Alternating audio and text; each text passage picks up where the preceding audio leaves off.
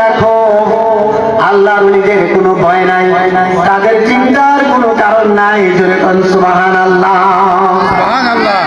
আল্লাহর ওলিদের কোনো ভয় নাই, চিন্তার কোনো কারণ নাই। জোরে কোন সুবহানাল্লাহ। কারণটা কি?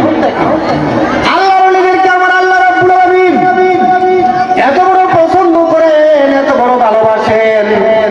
হে আল্লাহর ওলিরা, তাদের সংস্পর্শে যদি কেউ যায়, আল্লাহর ওলিদেরকে যারা ভালোবাসে, মহব্বত করে, আল্লাহর ওলিদেরকে যারা শ্রদ্ধা করে, আমার আল্লাহ রাব্বুল আলামিন আল্লাহর ওলিদের উসিলায় তাদেরকে ওলি বানায়া দেয়। জোরে কোন সুবহানাল্লাহ।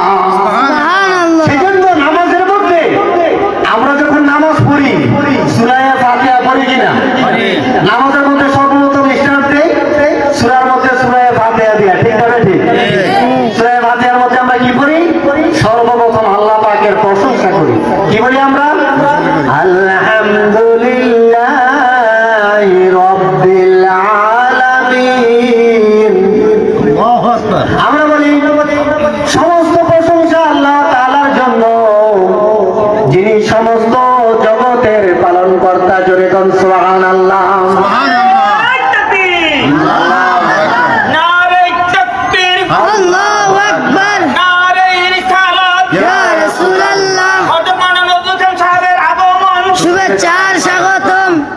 আলহামদুলিল্লাহ বলেন সবাই। আমি আল্লাহর ওলিদের শান বলতেছি, কিন্তু এর আগে নামাজের মধ্যে আমরা সর্বপ্রথম প্রশংসা করি আল্লাহ পাকের।